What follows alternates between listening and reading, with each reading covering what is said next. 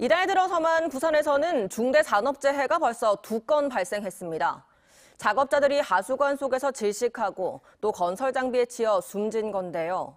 올해부터 이른바 김용균법이 시행돼 산업안전이 강화됐지만 왜 똑같은 사고가 계속 일어날까요?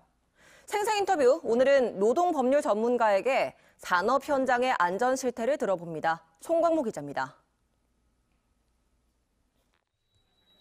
지난 9일 부산의 한 하수관 속에서 작업자 3명이 일산화탄소에 질식해 숨졌습니다. 마스크와 환기 장치는 부실했고 작업 전 안전교육도 이뤄지지 않았습니다. 숨진 이들은 중국 동포로 하청업체 직원들이었습니다.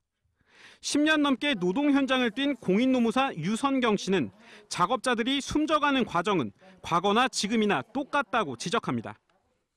작년 9월 추석 때쯤에 경북 영덕에서 그 오징어 탱크 들어가셨다가 사망하신 분들 계셨지 않습니까? 그분들도 이주 노동자였고 똑같이 질식사를 하셨었거든요. 마스크 없었던 것도 똑같고. 이 같은 위험의 외주화를 방지하기 위한 새로운 산업안전보건법이 시행된 건 올해 1월. 발주자 처벌 조항이 생기고 원청업체와 같은 도급인의 책임을 강화한 것이 핵심입니다. 하지만 여기에도 함정은 존재합니다. 그 내용이 이제 서류 작성 정도에 불과한 거죠. 안전대장 만들었는지 안 만들었는지. 그리고 모든 발주자에게 해당되는 것이 아니라 건설공사, 특히 50억 원 이하의 건설공사는 해당이 안 되고. 과거에는 제대로 된 법이 없었을까? 사망사고를 일으킨 사업주에게 적용됐던 7년 이하 징역이나 1억 원 이하 벌금 조항은 재판 과정에서 크게 축소됩니다. 실제 집행된 판결문들을 보면 6개월, 1년 이 정도에 불과하고 그것마저도 집행유예 되는 경우가 많다라는 거죠. 유 노무사는 안전교육의 중요성을 강조합니다. 어디에 어떤 위험이 있는지 들어본 사람과 그렇지 않은 사람은 분명 차이가 있다는 것.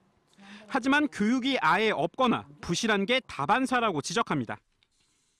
안전교육에 그냥 대장의 작성 사인만 안전교육을 했다라고 내놓은 자료를 보면 성인병 예방 교육, 담배 흡연이 우리 건강에 어떤 영향을 미치는가. 위험 작업장에서 작업 중단을 요구할 수 있는 분위기를 만드는 것도 중요하다고 설명합니다. 그걸 할 수 없는 풍토라면 교육을 받고 얘기를 하고 싶어도 못하고 꾸역꾸역 하다가 그냥 그 일 그만두는 거 외에는 방법이 없는 거겠죠.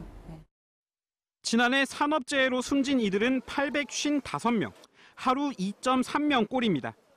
유 노무사는 개정법이 선언 수준에 그치지 않으려면 결국 현장과 가장 가까운 지자체의 관심과 대응이 병행되어야 한다고 덧붙였습니다. MBC 뉴스 송광모입니다.